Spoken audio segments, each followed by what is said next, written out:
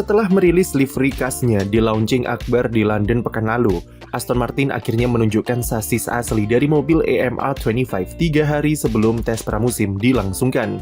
Mobil tersebut rencananya akan langsung jalani sesi shakedown perdananya serta filming day hari ini di sirkuit Bahrain. EMA 25 membawa sebuah target ambisius yang dari tahun ke tahun diusung oleh Lawrence Stroll, yaitu mereka ingin sekali lagi mendobrak barisan tiga besar, seperti yang pernah mereka lakukan pada musim 2023. Tahun lalu merupakan musim yang mengecewakan karena mereka gagal memanfaatkan momentum yang dibangun selama 2023 dan gagal total karena sama sekali tidak meraih podium serta performa yang sangat inkonsisten. Salah satu penyebab utamanya adalah kesalahan dalam penentuan arah development mobil dengan tidak adanya fokus yang jelas dan masalah dalam korelasi data dari simulasi terhadap data di sirkuit. Hasilnya adalah, sepanjang musim bukannya mobil Aston Martin makin kencang, tapi malah semakin lamban. Dan untuk tembus 10 besar saja, mereka harus digendong oleh Fernando Alonso.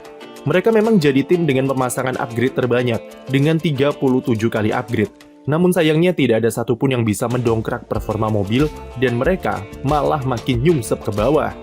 Musim 2025 sebenarnya target ambisius tersebut sudah lebih realistis daripada musim lalu, dengan prioritas untuk menjadi tahun transisi demi membangun momentum sebelum penerapan regulasi baru.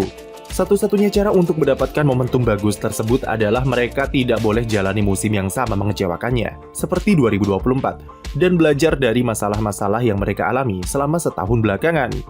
EMR 25 diklaim merupakan perwujudan dari kerja keras seluruh tim di Aston Martin dalam usahanya untuk menghilangkan semua masalah itu. Tim mengatakan kalau EMA 25 difokuskan untuk membuat mobil lebih mudah dikemudikan dan lebih stabil di tikungan, sesuatu yang banyak dikomplain oleh Alonso serta Lance Stroll tahun lalu. Untuk mencapai target itu, Aston Martin mendesain EMA 25 dengan 90% permukaan aerodinamika yang baru dengan perombakan total dari sayap depan, sidepod, floor, sampai sayap belakang. Tapi sayangnya, dari gambar render 3 dimensi yang dirilis kemarin, nampaknya tim masih menyimpan banyak rahasia dari desain sasis yang akan diperlihatkan di pramusim. Salah satunya adalah sayap depan yang meskipun sekilas memiliki spek yang berbeda dari fase akhir dari pengembangan mobil musim lalu. Tapi spek sayap depan ini sebenarnya adalah gambar render yang sama dari mobil 2024 saat launching. Padahal dalam rilisan kemarin, Aston Martin mengatakan kalau sayap depan adalah salah satu bagian yang alami evolusi signifikan yang bertujuan untuk improvisasi di tikungan lambat. Tapi untuk saat ini kita tak melihat perubahan yang dikatakan karena tim masih merahasiakannya.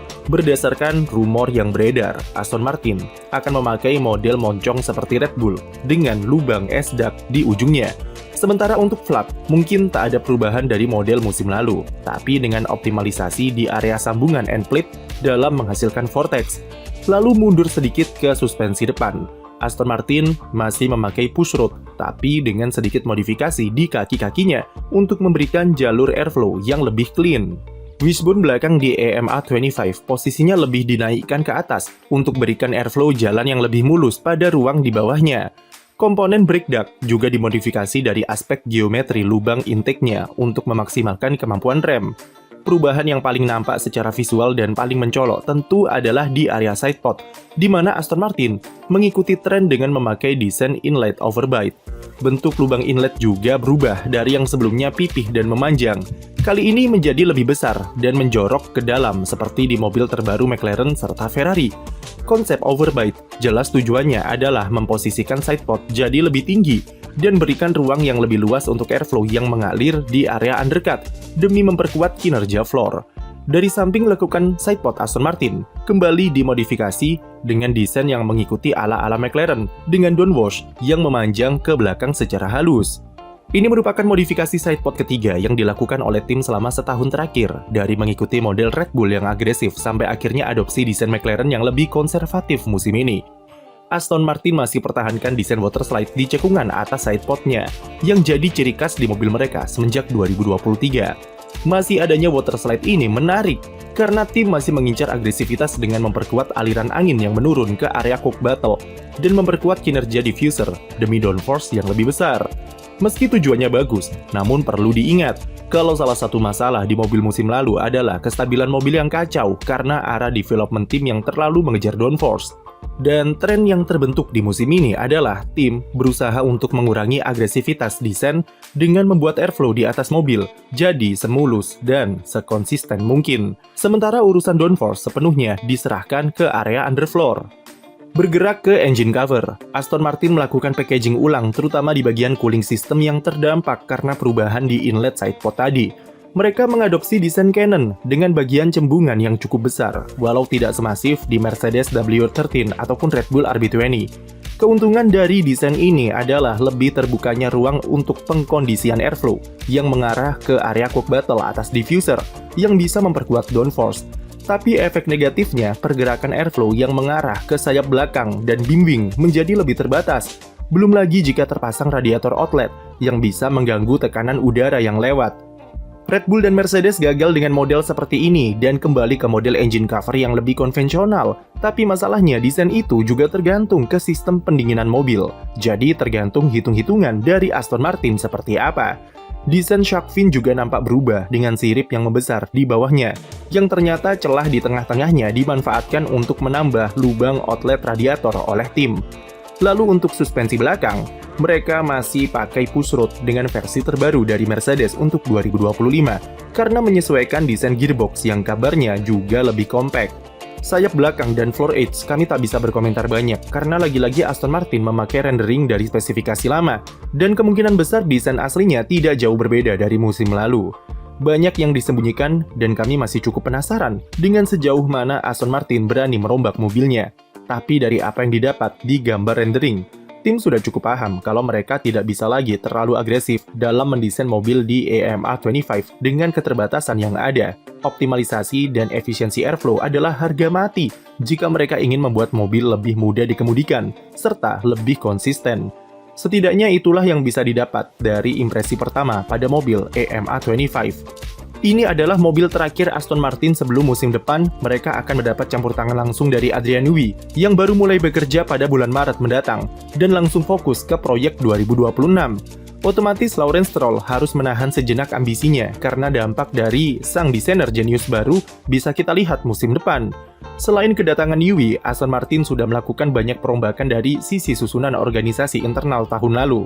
Mike Krack dimutasi jabatannya dari tim prinsipal menjadi Chief Trackside Officer yang bertugas untuk memimpin operasional di sirkuit.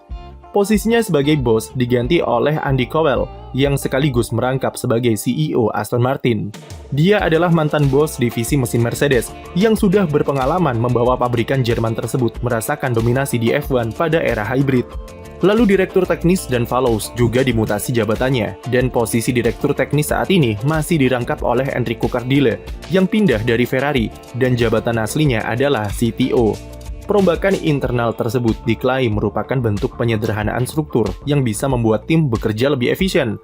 Meskipun tidak bisa disembunyikan kalau Lawrence Stroll mulai merasa kurang sabar dengan lambatnya progres Aston Martin dalam setahun terakhir setelah lonjakan prestasi pada awal 2023.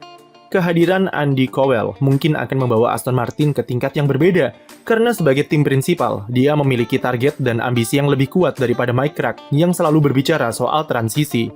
Pengalamannya meraih gelar di Mercedes akan menjadi kapabilitas yang sangat dibutuhkan di Aston Martin. Apalagi pengetahuannya soal mesin yang akan dipadukan dengan kejeniusan Adrian Newey dalam membuat mobil. Ia tahu, jika untuk jadi tim juara, maka Aston Martin harus jadi inovator dan cerdik terhadap perubahan yang terjadi di F1.